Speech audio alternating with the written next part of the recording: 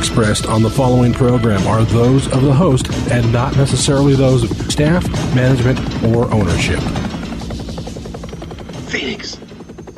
This is Brother Mike. I'm back on the radio. Welcome to HardcoreChristianity.com. Thanks for tuning into the radio program. Today's Bible study is the Jerusalem Syndrome. This is going to be very interesting. Psychology 101 Plus today on Hardcore. Hey, will you call somebody and tell them the radio program's on? I'm going to make some announcements while you make that call. Thanks for helping out the ministry. This is Brother Mike. I'm the professional counselor at the Arizona Deliverance Center. We're downtown on 15th Avenue, just south of Osborne Road. The website, HardcoreChristianity.com, has all of our ministry services. Thursday nights at 7 p.m.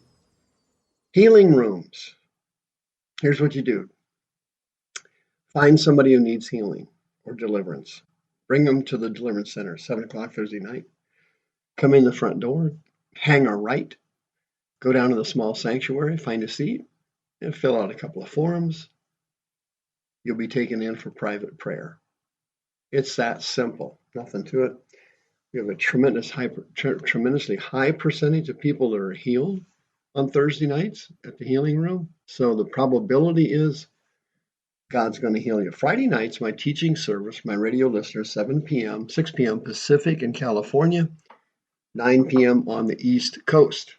And also on the website is our YouTube streaming channel at 7 p.m. Teaching on Friday. That is streamed live.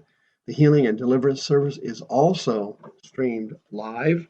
And people sitting in their homes in another state are commonly delivered from demons and healed while watching the service. We get positive emails all the time about things that happen during the deliverance service. When you go to the website, you can sign up for the next free seminar, Messianic Judaism. You can hit the radio archives. You can hit the PayPal button and send us another donation, which you did in record numbers last year. 2018 was fantastic. And Sister Karen's still on the front page of the website. She'll be happy to list your home for sale for you. Thank you so much for your help. The Jerusalem Syndrome. Wow. That is amazing. I was a secular counselor for 25 years before God called me into Christian counseling. And I've been a counselor for a total of 37 years right here in Maricopa County. And as you might have guessed it, yeah, I'm a senior citizen. I'm in my mid-60s, but in all the 25 years I was a secular counselor and had a very successful counseling center in downtown Phoenix. In all those years, I never experienced any patient that came to see me with the Jerusalem Syndrome. I had never had one. I have had several since I became a Christian counselor. I'm doing this radio program today because of this reason. Check it out. In 2018, over 4 million tourists visited Jerusalem and Israel. That was an increase in 14% from 2017 and an increase from 42% from 2016, according to the Jerusalem Ministry of Tourism. Tourism to Israel and Jerusalem is booming. Is that good or bad? Well, no, that depends. Thanks for asking. It depends on who you are and the state of your mental health before you attend and what you do when you get there. Okay? The Jerusalem syndrome is a documented mental illness that can be permanent or temporary. And it happens when people visit the city of Jerusalem. It is a very, very strange onset of mental illness. Many patients have no history of mental illness that come down with the syndrome after visiting Jerusalem. This condition is a well-documented phenomenon, and these foreign visitors often suffer psychotic delusions, auditory hallucinations, visual hallucinations, and many of them are consumed about Bible figures, and end of days scenarios. Okay? For example, an article came out just recently, a couple days ago. A Canadian tourist who believed he was the biblical strongman Samson tried to tear stone blocks out of the Wailing Wall. An Irish schoolteacher who came to a Jerusalem hospital convinced she was about to give birth to the baby Jesus, when in fact she wasn't even pregnant. An Austrian man flew into a rage in his hotel kitchen and then when staff refused to prepare the Last Supper for him. This is not stuff we're making up, folks. This is all real. But these extreme cases are not what I have been involved with as a Christian counselor. I've been involved with the subtle cases, the people who come back with memory deficits, concentration deficits, strange, subtle physical illnesses in their body that they didn't have before they went there. And the numbers of people who come down with the Jerusalem syndrome while they're there are not very many. Typically, they'll run 50 cases a year. And there's a special hospital there in Tel Aviv that treats people that come down with the Jerusalem syndrome. And this condition, by the way, has been researched back to medieval times. This has been going on forever in the city of Jerusalem. Many Americans who go there become lunatics or lose their mind later. I mean, it happens. It happens. It is not a joke. It's real.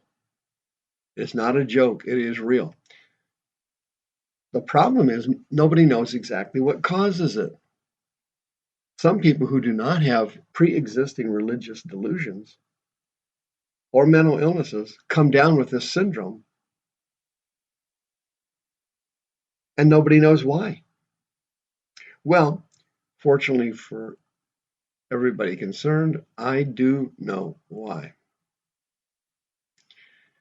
By the way, there was a study in 1999 that found that, here's a paragraph from it, quote, although Jerusalem is sacred to all three major monotheistic religions, no documentation regarding the syndrome among Muslims was found. Did you know that? Muslims do not come down with the Jerusalem syndrome. It says, quote, the majority of those who are hospitalized suffered mental health problems in their own countries and came to Jerusalem deliberately on what they saw as a mission from God. It says that most of them are harmless, but some of them become violent. The type 3 cases is what they call them, are people with no history of mental illness who become overwhelmed by the city's religiosity, and they temporarily lose their minds. Can you imagine that? And that's the type of syndrome, the type 3 syndrome, that most of the mental health experts are studying. Kfar Shaul Mental Health Center is the one that treats most of these patients over there. If you decide to go to Jerusalem and you come down with the Jerusalem syndrome, and that's the name of the hospital, you need to ask for it or have somebody who cares about you ask for it. And they're used to this. It happens all the time. But believe it or not, there's also a Paris syndrome. Yes, Japanese tourists in Paris sometimes have manic episodes when they realize a city they have idealized as the most romantic place on earth contains all the trash, rubbish, traffic, and overcrowding of any other major urban area. These Japanese tourists have mental breakdowns. There's also a Stendhal syndrome, it's called. Describes the breakdowns that art lovers sometimes suffer in Florence when confronted by the grandeur of the Renaissance artwork. But there's something about the ancient Jerusalem that causes this at a far higher level. And here's the reason why. In Jerusalem, and I don't recommend that anybody visit there, you have demons that are so powerful, we've never even seen them here in America.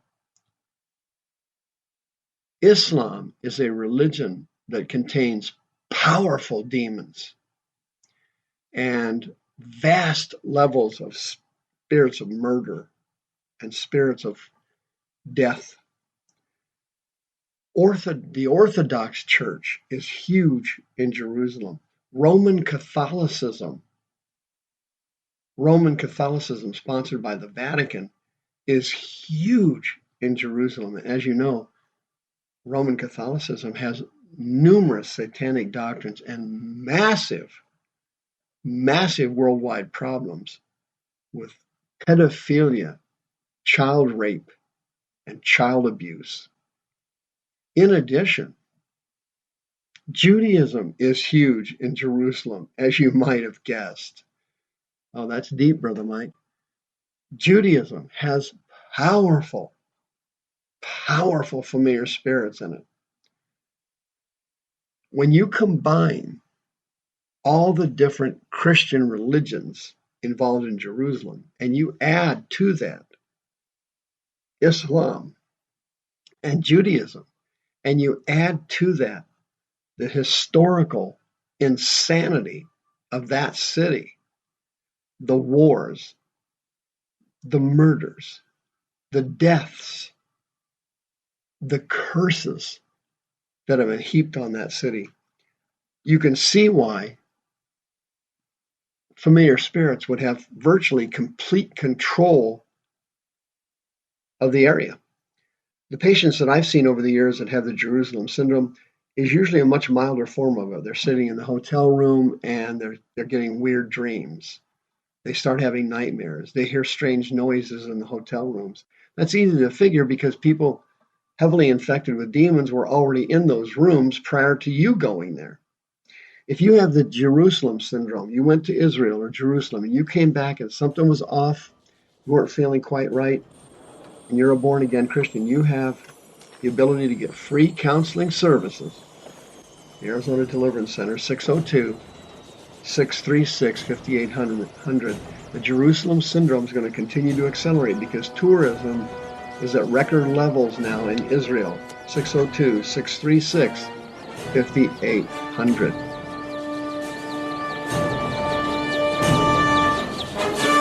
The views expressed on this program are those of the host and not necessarily those of staff, management, or ownership.